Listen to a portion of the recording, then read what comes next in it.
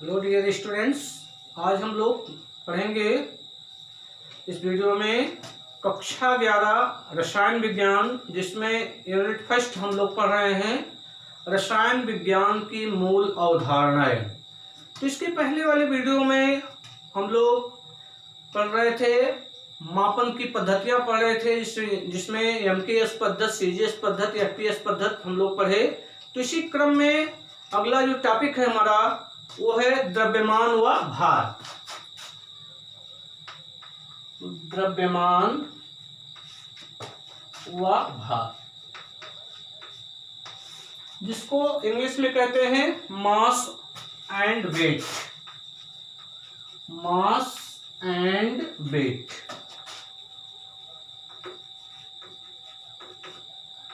ठीक, द्रव्यमान को इंग्लिश में कहते हैं मास और भार को कहते हैं वेट। देखिए, द्रव्यमान और भार की अवधारणा में हमें किसी प्रकार का संशय नहीं होना चाहिए। ये दोनों जो हैं, भार व द्रव्यमान, एक ही भौतिक राशि का क्या करते हैं, मापन करते हैं।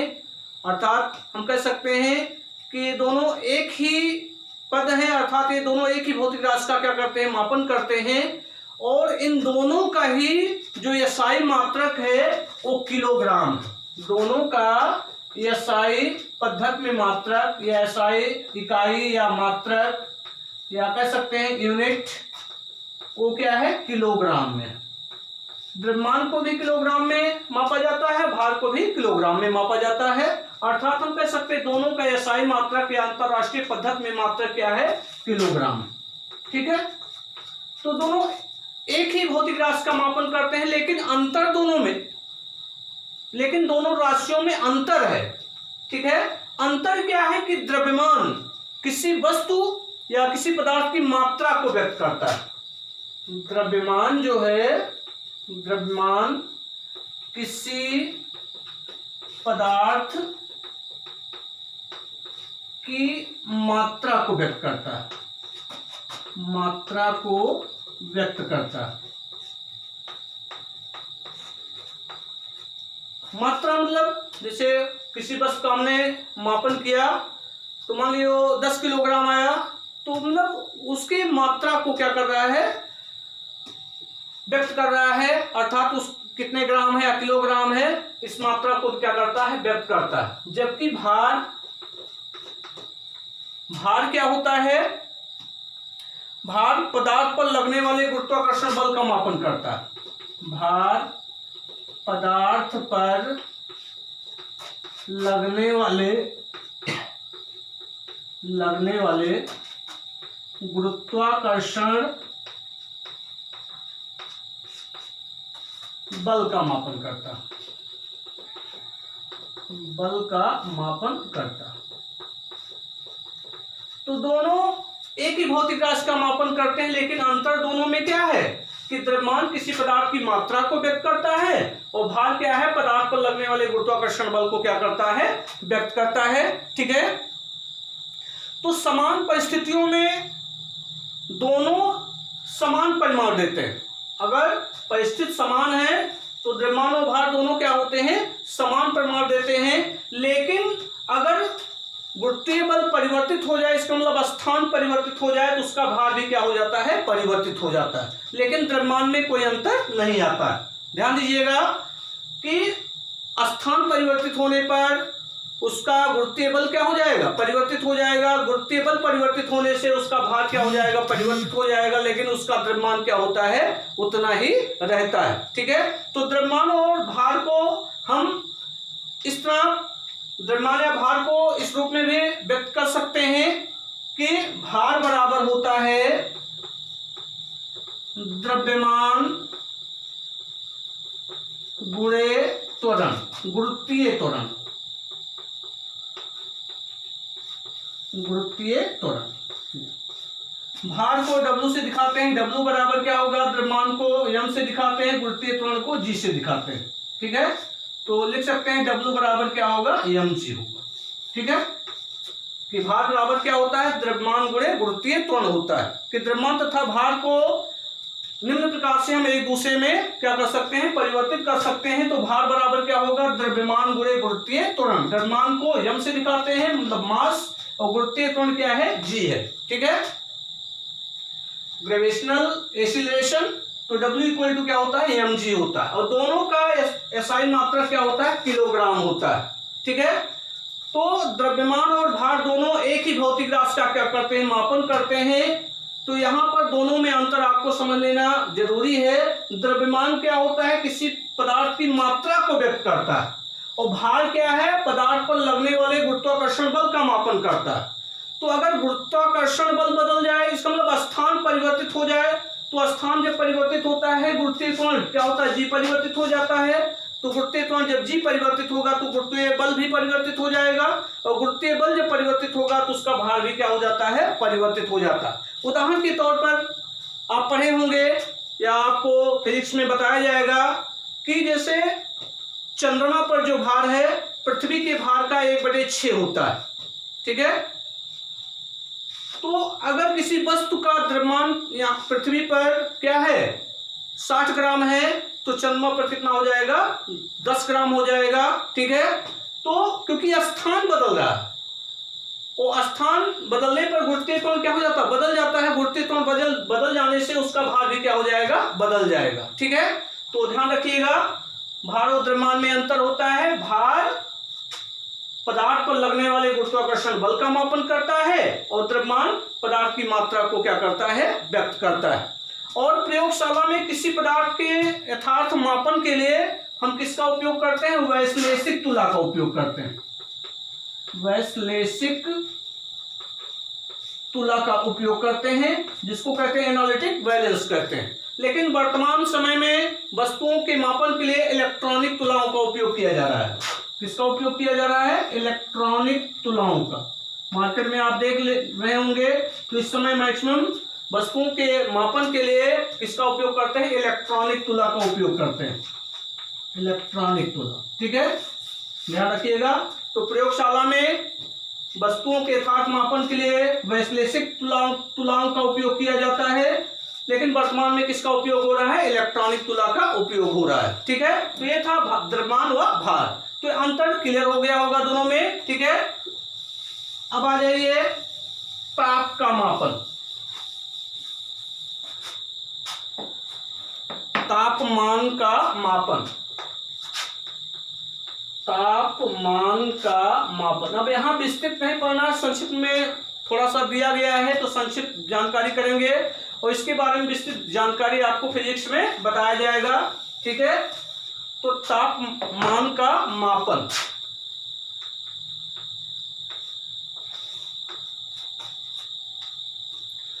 तो किसी वस्तु का तापमान उस वस्तु में उपस्थित उसमें ऊर्जा की माप होता है।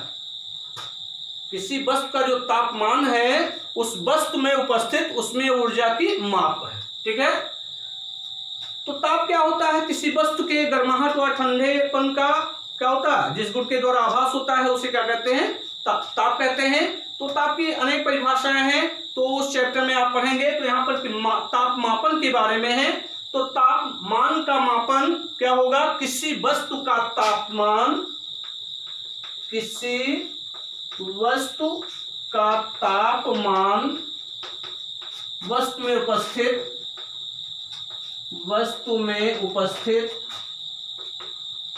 उसमें ऊर्जा की माप है, उसमें ऊर्जा की माप। ठीक है, तो किसी वस्तु का तापमान वस्तु में उपस्थित उसमें ऊर्जा की क्या है, माप है। ताप का जो एसआई मात्रक होता है वो क्या होता है, केल्विन होता है। ताप का एसआई मात्रक क्या होता है, केल्विन होता है। ताप का एसआई मात्रक क्या होता है, केल्विन। केल्विन को हम के से प्रदर्शित करते हैं। ठीक है, ध्यान रखिएगा, ताप का एसआई मात्रक क्या होता है, केल्विन होता है। ठीक, तो तापमान का मापन, किसी वस्तु का तापमान वस्तु में उपस्थित उसमें ऊर्जा की माप है। ताप का एसआई मात्रक क्या होता है, केल्विन होता है। ठीक है, इसके अतिरिक्त ताप मापने के दो अन्य पैमाने हैं।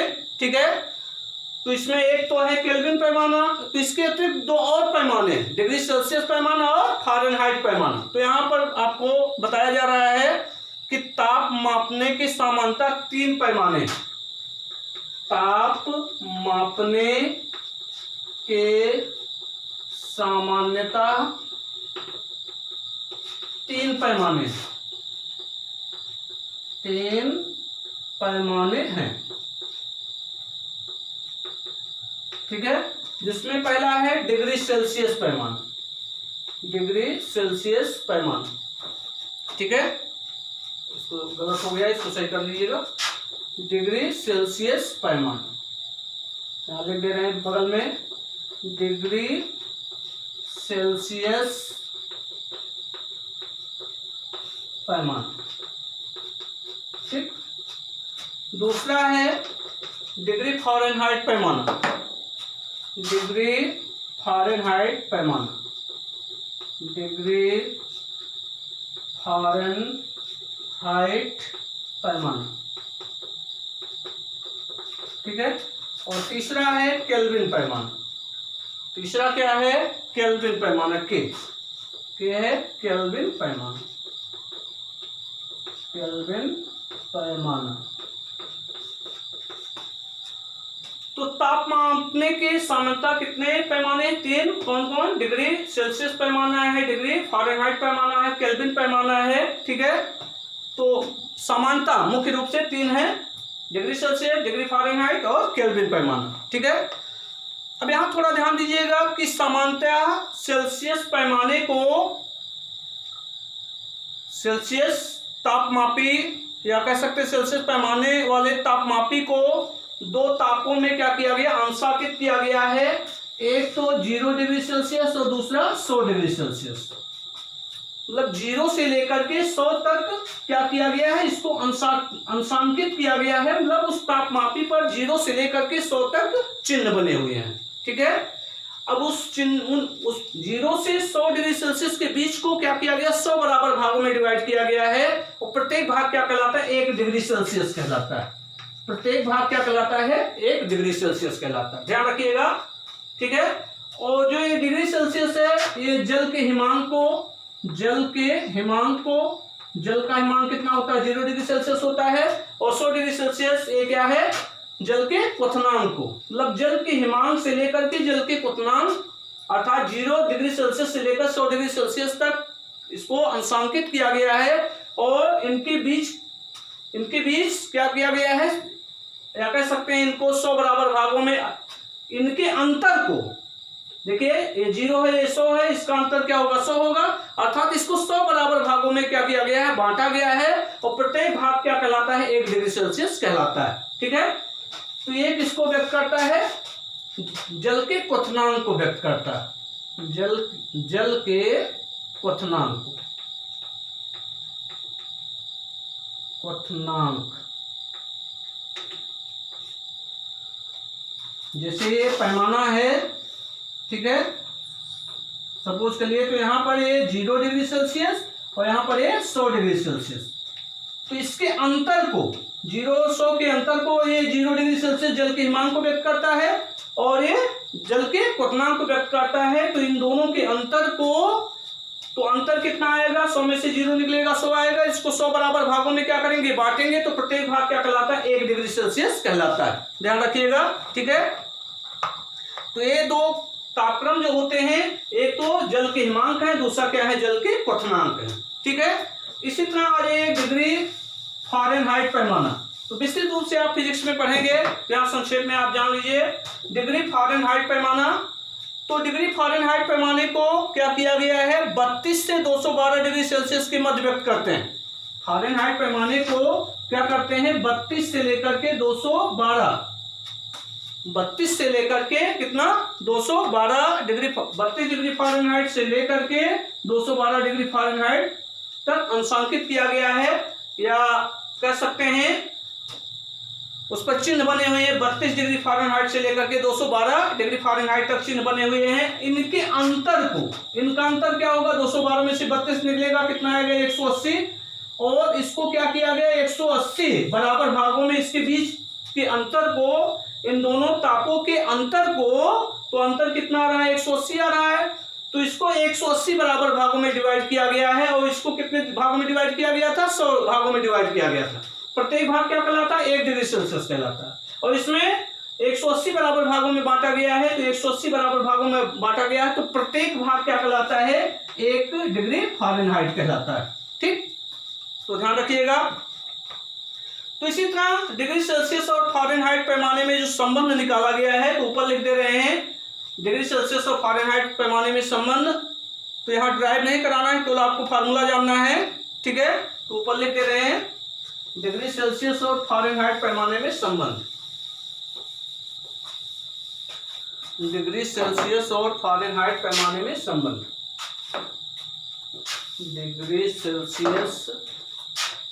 डिग्री सेल्सियस और डिग्री फ़ारेनहाइट पैमाने में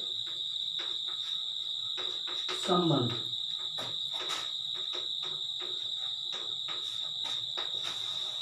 डिग्री सेल्सियस और डिग्री फ़ारेनहाइट पैमाने में संबंध। क्या संबंध होता है, F minus 32/9, F minus 32/9 equal to C/5, या इसी को इस तरह भी लिख सकते हैं, C/5 equal to F minus 32/9। ये डिग्री सेल्सियस है और ये डिग्री फ़ारेनहाइट। ठीक है, तो थोड़ा ध्यान रखिएगा कि -40 डिग्री सेल्सियस पर सेल्सियस पैमाना और फ़ारेनहाइट पैमाने क्या होते हैं, समान होते हैं। ध्यान रखिएगा, बहुत इंपॉर्टेंट पॉइंट है ये।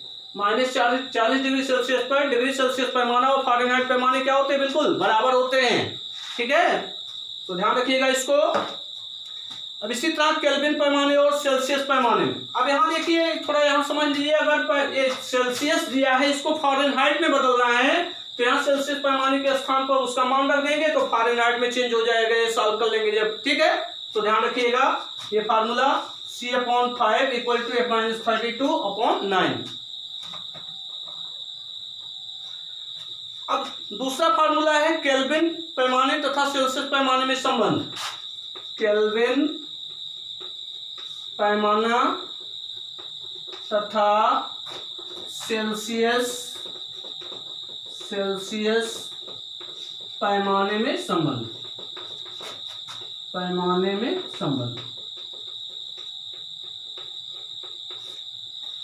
केल्विन पैमाना तथा सेल्सियस पैमाने में संबंध। अगर ताप सेल्सियस में दिया है, डिग्री सेल्सियस में, उसको केल्विन में बदलना है, तो उसमें हम क्या करते हैं, 273 जोड़ देते हैं। ठीक है, तो ये देखिए, ये केल्विन पैमाना बराबर क्या होगा, डिग्री सेल्सियस पैमाना प्लस 273.15। कहीं कहीं 273 ही लिखा होता, लेकिन एक्यूरेट वैल्यू क्या है, 273.15 ही है। ठीक है, तो ये ध्यान रखिएगा, अगर सेल्सियस को केल्विन में बदलना है तो उसमें 273.15 जोड़ देंगे, या 273 उसमें क्या करते हैं, जोड़ देते हैं, तो किस में बदल जाता है, केल्विन में बदल जाता है। ठीक है, जैसे मान लीजिए 27 डिग्री सेल्सियस है। ठीक है, तो 27 डिग्री सेल्सियस इसको केल्विन में बदलना हुआ, तो इसमें हम क्या करते हैं, 273 जोड़ देते हैं, तो किस में बदल जाता है, केल्विन में बदल जाता है। तो कितना हो जाएगा, 300 केल्विन हो जाएगा। तो 27 डिग्री सेल्सियस को केल्विन में बदलना हुआ, तो कितना आ गया, 300 केल्विन। और एक पॉइंट ध्यान रखिएगा, -40 डिग्री सेल्सियस जो होता है वो -40 डिग्री सेल्सियस पैमाने और फ़ारेनहाइट पैमाने पर दोनों मान क्या होते हैं, बराबर होते हैं। ठीक है, तो ये पॉइंट ध्यान रखिएगा, और ये भी फार्मूला आप ध्यान रखिएगा, क्योंकि इनका उपयोग होता है केमिस्ट्री में भी। ठीक है, तो इतना तो हो गया सेल्सियस पैमाने, डिग्री सेल्सियस पैमाने और केल्विन पैमाने में संबंध। डिग्री सेल्सियस पैमाने और फ़ारेनहाइट पैमाने में संबंध हो गया। ठीक है, तो डिग्री सेल्सियस से कम ताप अर्थात सेल्सियस पैमाने पर ऋणात्मक मान संभव है, लेकिन केल्विन पैमाने पर ऋणात्मक मान संभव नहीं है।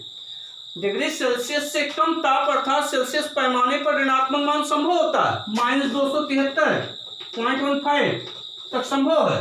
ठीक है, तो यहां तक ताप संभव है, न्यूनतम ताप। ठीक है, -273.15। तो डिग्री सेल्सियस पर ऋणात्मक मान संभव है, लेकिन केल्विन पैमाने पर ऋणात्मक मान संभव नहीं है। ठीक है, ध्यान रखिएगा। और एक चीज और कंपटीशनों में भी पूछा जाता है प्रश्न, स्वस्थ मानव शरीर का तापमान, स्वस्थ मानव शरीर का तापमान कितना होता है? 37 डिग्री सेल्सियस। डिग्री सेल्सियस में कितना होगा? 37 डिग्री सेल्सियस। और फ़ारेनहाइट में क्या होगा? 98.6 तथा अथवा कर दीजिए, अथवा ये तो डिग्री सेल्सियस में, डिग्री सेल्सियस को फ़ारेनहाइट में बदलेंगे तो कितना हो जाएगा? 98.6 डिग्री फ़ारेनहाइट होता है। तो स्वस्थ मनुष्य के शरीर का ताप कितना होता है? 37 डिग्री सेल्सियस होता है डिग्री सेल्सियस में, और ये कितना है? फ़ारेनहाइट में। ठीक है, होता है। तो ध्यान रखिएगा, कंपटीशनों में पूछ लिया जाता है, तो ये पॉइंट ध्यान रखिएगा। अब इसी क्रम में आ जाइए, अब अगला टॉपिक है आपका कुछ महत्वपूर्ण व्युत्पत्ति इकाइयां। कुछ महत्वपूर्ण व्युत्पत्ति इकाइयां। तो 7 भौतिक राशियों की सहायता से, जो 7 भौतिक राशियां हैं, तो उन राशियों की सहायता से क्या किया गया है? अन्य भौतिक राशियां जैसे क्षेत्रफल हुआ, आयतन हुआ, घनत्व हुआ, बल हुआ, दाब हुआ, त्वरण हुआ, ठीक है, वेग हुआ, तो इन सबके हम एसआई इकाई क्या कर सकते हैं? ज्ञात कर सकते हैं, या कह सकते हैं एसआई इकाइयों की व्युत्पत्ति की जा सकती है। ठीक है, तो जिन्हें हम क्या कहते हैं? एसआई व्युत्पत्ति इकाइयां कहते हैं। तो लिख सकते हैं यहां पर एसआई व्युत्पत्ति इकाइयां, एसआई व्युत्पत्ति इकाई। क्या बताया गया कि 7 भौतिक राशियों की सहायता से हम क्या कर सकते हैं? अन्य भौतिक राशियों की इकाइयों को क्या कर सकते हैं? ज्ञात कर सकते हैं। जैसे क्या हुआ? बल हुआ, क्षेत्रफल हुआ, आयतन हुआ, घनत्व हुआ, दाब हुआ, है ना। तो इन सबकी इकाइयों को हम क्या कर सकते हैं? ज्ञात कर सकते हैं, जिन्हें हम क्या कहते हैं? एसआई व्युत्पत्ति इकाइयां कहते हैं। ठीक है, तो थोड़ा ध्यान दीजिएगा। पहले हम आयतन निकाल रहे हैं, आयतन निकालिए, चाहे क्षेत्रफल निकालिए। क्षेत्रफल पहले निकाल लो। क्षेत्रफल, क्षेत्रफल बराबर क्या होता है? लंबाई गुणे चौड़ाई होता है। लंबाई गुणे चौड़ाई होता है कि नहीं होता है? अब यहां पर लंबाई का जो एसआई इकाई होगा क्या होगा? मीटर होगा। और चौड़ाई, वो भी लंबाई एक तरह से, लेकिन लंबाई से यहां पर कम होता है, तो लंबाई में ही मापेंगे। तो लंबाई की इकाई क्या होगा? एसआई पद्धति में मीटर होगा, और चौड़ाई की भी क्या होगा? मीटर ही होगा। ठीक है, तो क्षेत्रफल की इकाई भी लंबाई की एसआई इकाई पद्धति में लंबाई की इकाई द्वारा क्या करते हैं? हम व्युत्पत्ति करते हैं। तो यहाँ पर लंबाई की इकाई रखेंगे और चौड़ाई की इकाई रखेंगे। तो लंबाई की इकाई क्या होगा? ये लंबाई है, तो इसकी इकाई क्या होगा? मीटर। ये भी, इसकी भी इकाई क्या होगा? मीटर ही होगा। तो मीटर गुणे मीटर क्या हो जाएगा? मीटर स्क्वायर होगा, या इसी को हम कहते हैं वर्ग मीटर कहते हैं। क्या कहते हैं? वर्ग मीटर। इसी तरह आयतन का निकालेंगे। आयतन बराबर क्या होता है? लंबाई, लंबाई गुणे चौड़ाई गुणे ऊंचाई होता है कि नहीं होता है? पढ़े हैं। लंबाई किसमें मापा जाएगा? मीटर में, इसकी एसआई इकाई मीटर होगा। ठीक है, चौड़ाई भी एक तरह की लंबाई ही है, तो इसकी इकाई एसआई इकाई क्या होगा? मीटर ही होगा। ऊंचाई एक तरह की लंबाई ही है, तो क्या होगा? इसकी भी इकाई क्या होगा? मीटर ही होगा। तो मीटर का गुणा 3 बार हुआ है, तो इसको हम लिख सकते हैं मीटर क्यूब। मीटर क्यूब या घन मीटर कह सकते हैं। मीटर क्यूब या घन मीटर कहा जाता है। तो क्षेत्रफल की इकाई क्या हुआ? वर्ग मीटर या मीटर स्क्वायर। आयतन की इकाई क्या हुआ? मीटर क्यूब या घन मीटर हुआ। ठीक है,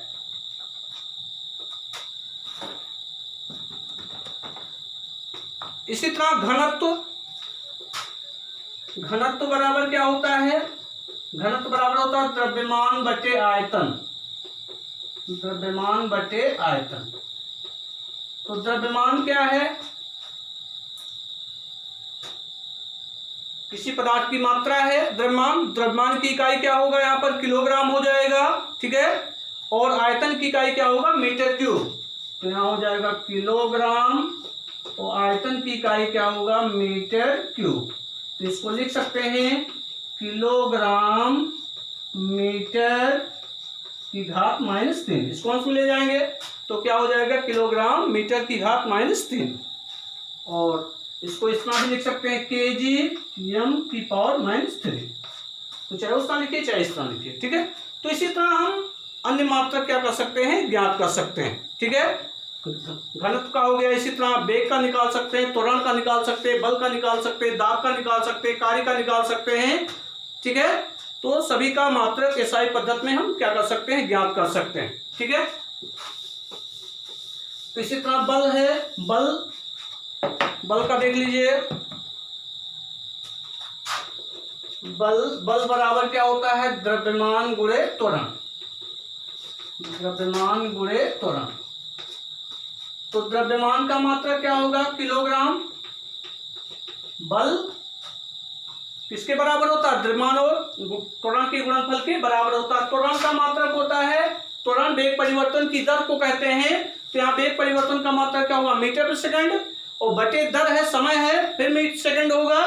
तो सॉल्व करेंगे उसको आ जाएगा मीटर प्रति सेकंड स्क्वायर। इसको लिख सकते हैं मीटर प्रति सेकंड स्क्वायर।